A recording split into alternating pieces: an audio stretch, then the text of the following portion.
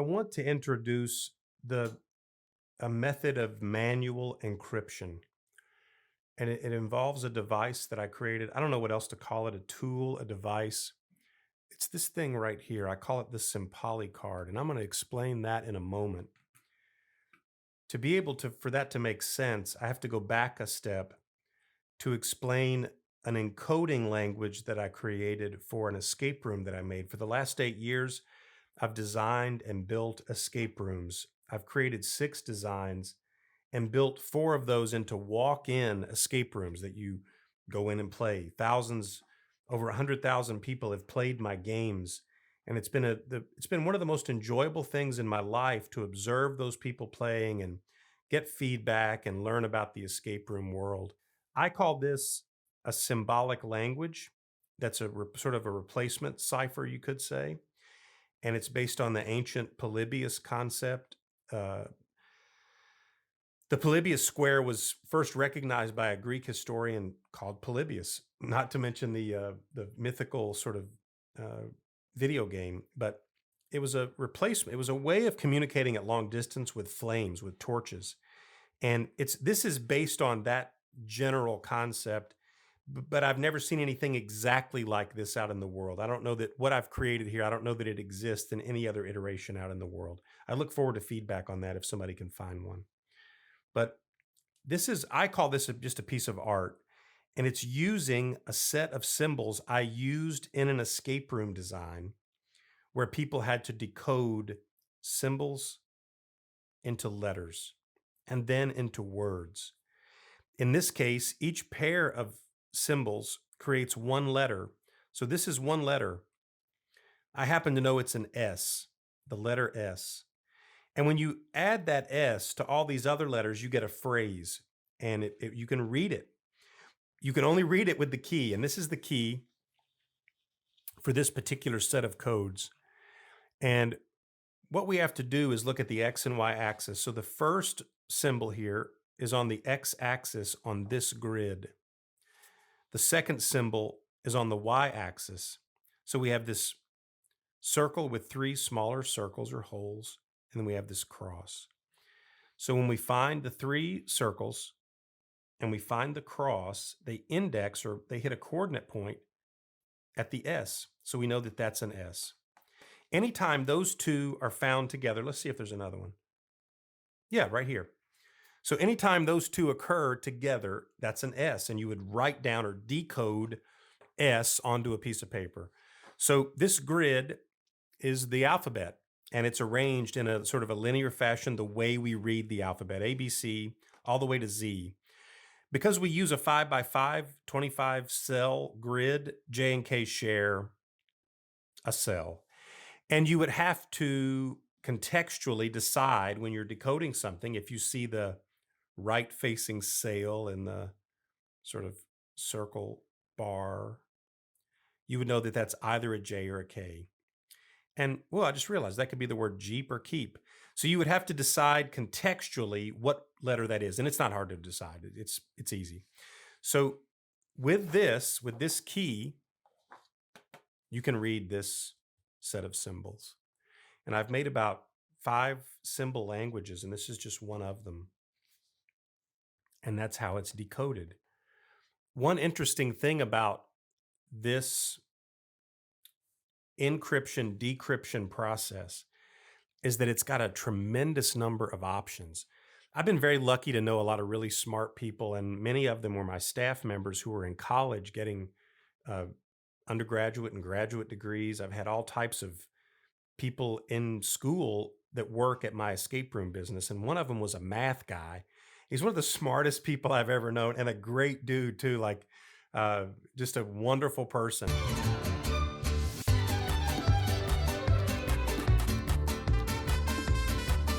My friend Brad helped me figure out, and I was able to actually figure out parts of it, but I couldn't get the total number.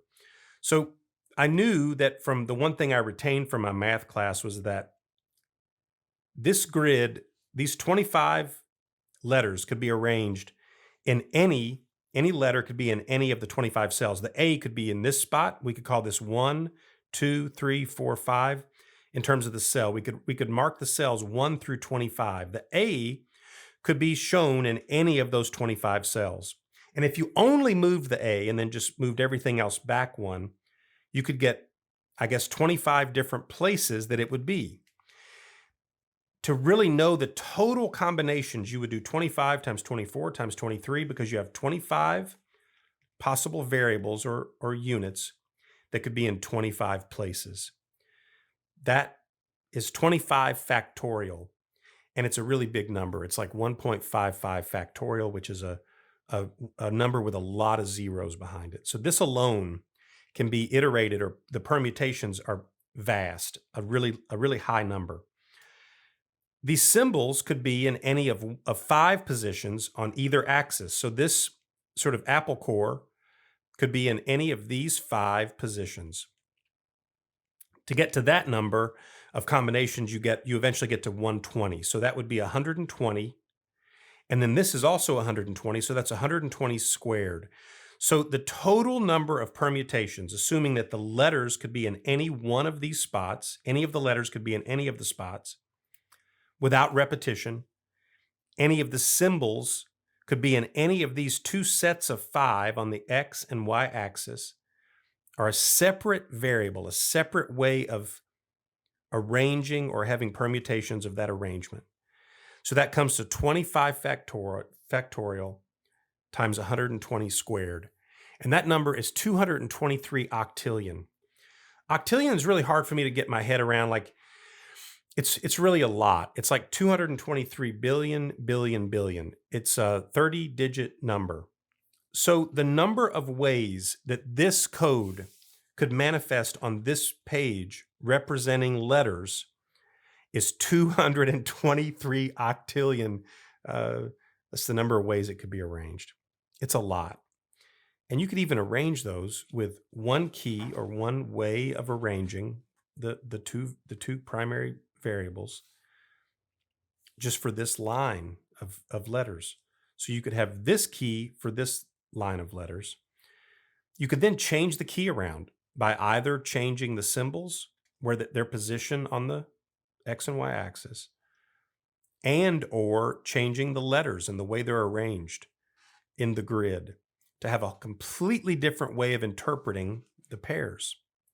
And you would get a separate code. So you could do, what do we have? 1, 2, 3, we have 6 lines. We could do 6 different keys that would be needed to read that. So it gets it's really interesting to me as a layperson who mixes with puzzles to understand that type of encryption and that type of math. It's really fascinating to me, but that's what this represents. This piece here is the same thing, only it was created manually. So this piece I create with Adobe Illustrator. These are vector images that I created by hand first as drawings. Then I interpreted those symbols into a digital format and cut them on a plotter. So that these are paper cut. This is 3 layers of paper. Layer 1, layer 2, which is painted, and layer 3, which is the background. And those are cut with a plotter. And that's what creates this, which I love. It's, to me, like it's a piece of art. I really love it, and I enjoy working with this type of thing. This is the exact same concept. So this is a message created using a manual system of making your own language, your own symbol set.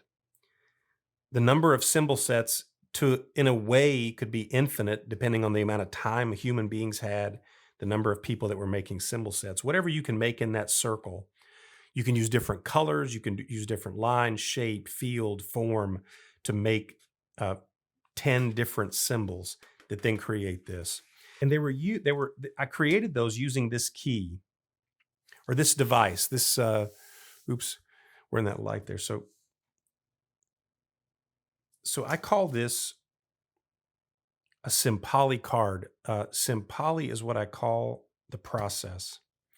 And this card is cut out of acrylic. It's also a digital form. It started in the world as a digital form, vector file, and it was laser cut in reverse. So the laser was etching here and cutting these circles, and then you read it from the other side.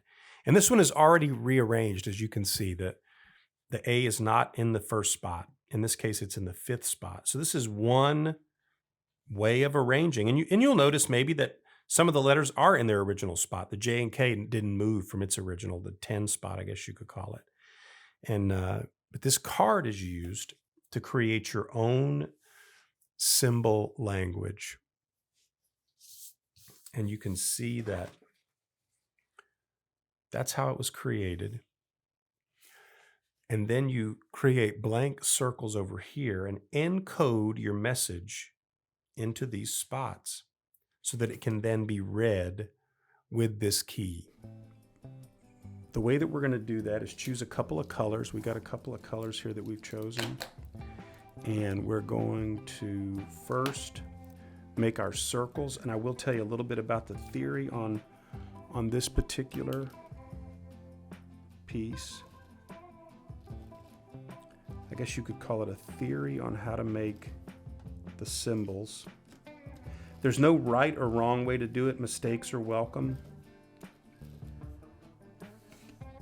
But I'm going to make mine today with the number one priority being simplicity, so that it's easy and fast to encode and that it's immutable, so that it's impossible to confuse two of the symbols, or any two symbols can't be interchanged or mistaken one for the other. They're going to be singular or immutable in their interpretation. And so let's just start making a code here.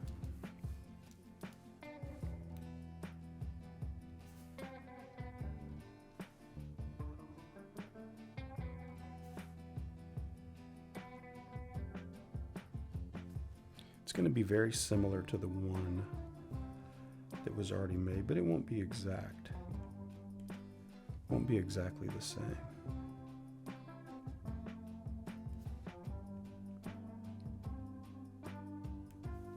Death Star there.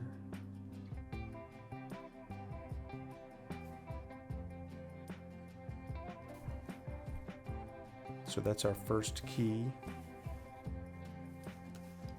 Now we're going to make the spot to input our new message, to encode our message. We're going to make 3 4-letter words. So we need 8 circles or cells here.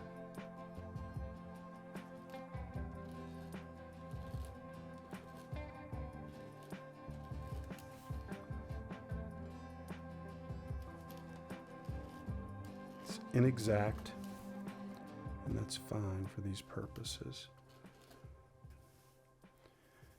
Let me make sure that can be seen there. I remember something that makes it a little easier for me.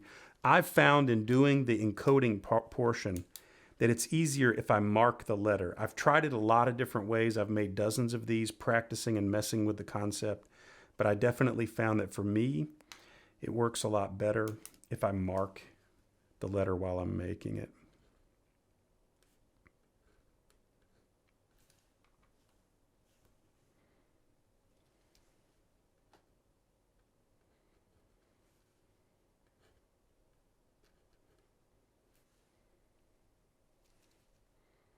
And I've also found that I'm pretty mistake prone. It is very, and I'm anxious to see if that's the case for other people. It may just be me. But I notice, especially I guess when I'm sort of talking or doing other things, that it's very easy to make a mistake. Very easy for me to make a mistake. I want to give an example of what I mean by immutable. Or unmistakable, let's use that. So, that circle there, and let's see, any of these really, this is maybe a better example. That circle is not exactly like that circle, but it doesn't need to be.